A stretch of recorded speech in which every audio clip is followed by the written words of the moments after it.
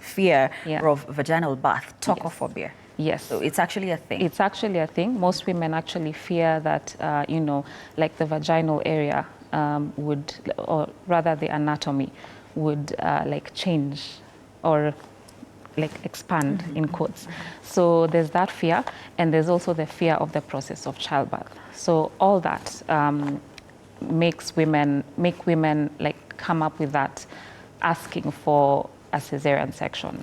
Yeah. Right. So let's talk CS now. And for someone who probably doesn't know, what does it involve and how long does it take? I mean, some people would think that that process of delivery takes shorter for CS than normal. I don't know. You tell us.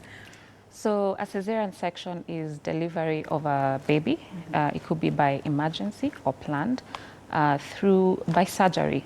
And a cut is made on the abdomen and the uterus, and the baby is delivered through the cut that's made, and that's followed by the placenta. And all those places that were cut are now closed in layers. Yes. So that's what a CS entails, and it takes about 1 hour on average. It depends, that's like the average time. It may be shorter, it may be longer, and not all, some cesarean sections may have certain complications, and that makes, you know, the process maybe slightly longer than the average CS. What complications?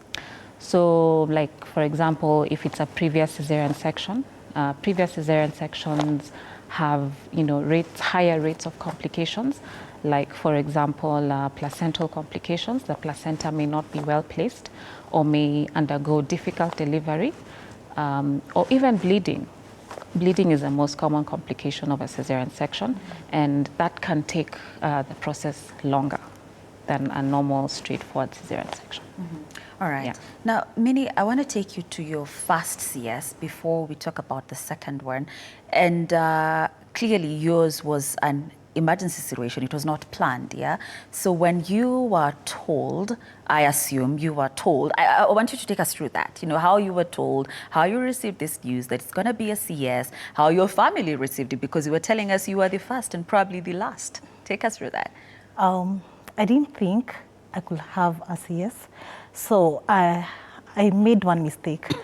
When I was doing my antenatal care, I was going to a different hospital, and I decided to give birth in a different hospital. So they didn't have any data about my pregnancy, about like everything. So I labored, yes. I labored for more than 24 hours. I don't know why they didn't do an ultrasound, but I labored. So the following day in the morning, they were like, no, you can't give birth now. And I was like, I want this baby out. You know, I was even tired. I was begging them to take the baby out. So I'm not quite sure how it took it, because I was like begging. And the funniest thing, my family didn't know about it. They came to hear that I gave birth through CS, because it was very fast. Yes, it wasn't planned in any way. Yeah.